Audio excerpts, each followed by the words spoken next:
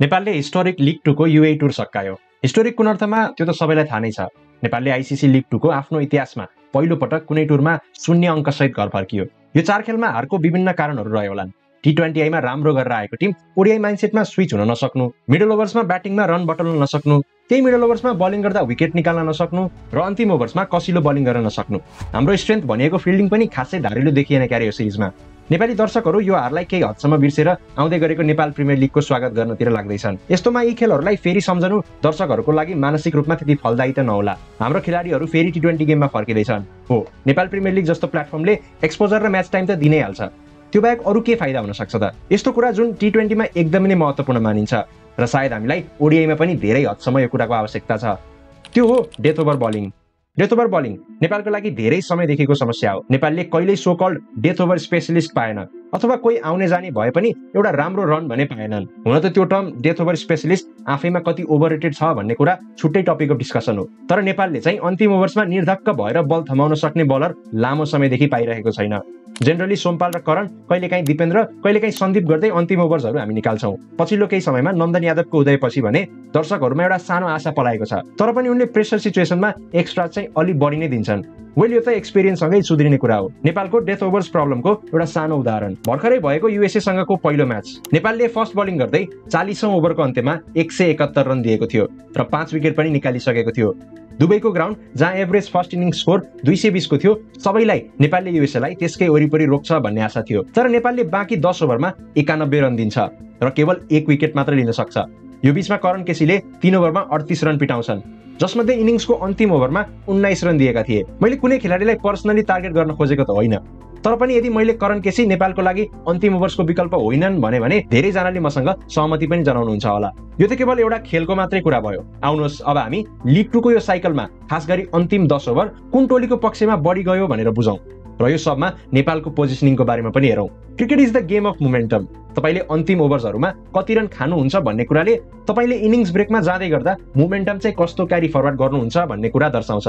So इकोनोमीकै कुरा गर्दा लिगमा समावेश 8 टोलीको इकोनोमी यस्तो रहेको छ।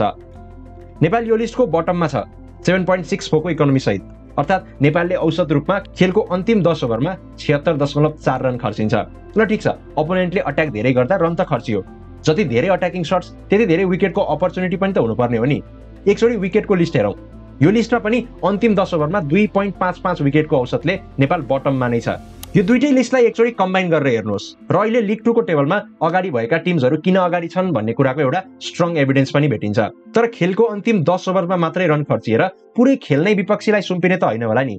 अफकोर्स होइन, किनकि यदि तपाईँ यो डाटालाई अझै डाइसेक्ट गरेर कुन टिमले कति खेलमा अन्तिम 10 ओभरमा 80 रन भन्दा बढी खर्चेको छ भनेर हेर्नुहोस्। युएसएले 5 खेलमा अन्तिम 10 ओभरमा 80 रन भन्दा धेरै दिएको छ। हुन त स्कोर कार्ड उठाएर हेर्ने भने त्यो खेल नै हाई स्कोरिङ थियो, अथवा त्यति रन दिँदा पनि युएसएले गेम भने जितिराखेकै थियो। तर नेपालको लागि बलिङ गर्न जाँदा ब्याटिङ पिच, ब्याटिङ गर्न जाँदा बलिङ पिच भइदिन्छ। पिच सेकेन्ड इनिङ्समा बेटर भयो, पिच सेकेन्ड इनिङ्समा स्लो भयो। वेल, यो त हाम्रो बाहना जस्तै भइसक्यो। एक्चुअली समस्या त हाम्रो ब्याटिङमा पनि छ। यसको कुरा अहिले नगरौँ, ब्याटिङलाई फेरि कुनै अर्को दिनमा निहालेर हेरौँला। अब म तपाईहरुलाई नेपाल भर्सेस क्यानाडाको खेलतिर लैजान्छु।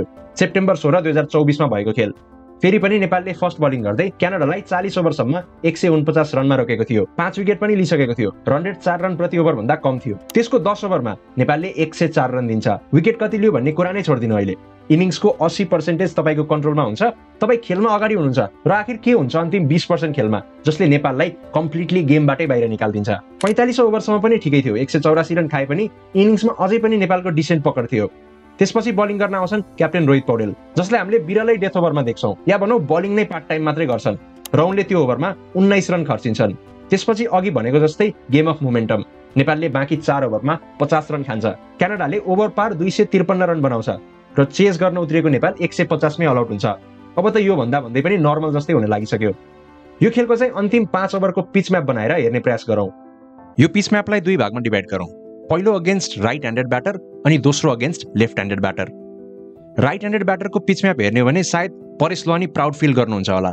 उहाँले सधैँ भन्ने जस्तै back of the length slower one into the surface right ह्यान्डेडको अगेन्स्टमा यो चाहिँ क्लियर ट्याक्टिक्स देखिँदै थियो अनि त्यसको रिजल्ट पनि राम्रै आइरहेको थियो। सेम चिज लेफ्ट ह्यान्डेडको अगेन्स्टमा हेर्ने हो भने अलिकति क्लियर प्लान चाहिँ देखिँदैन।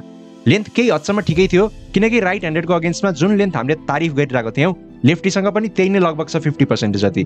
तर लाइन पनि सेम त हुन भएन नि, लेफ्ट राइट कम्बिनेसनले गर्दा हो अथवा के हो कुन्नी, हामी ट्रेडिसनली नै लेफ्ट ह्यान्डेड ब्याटरलाई लाइन लेन्थ मिलाउन स्ट्रगल नै गरिरहेको हुन्छौँ। अनि लाइनलाई प्याड्सबाट आउटसाइड अफ स्टम्प शिफ्ट गर्ने बित्तिकैको रिजल्टमा आएको फरक पनि भिजिबल छ। It was only until the last over जहाँ हामीले यर्कर भन्ने पनि बलिङ हुन्छ है भनेर ख्याल गऱ्यौँ।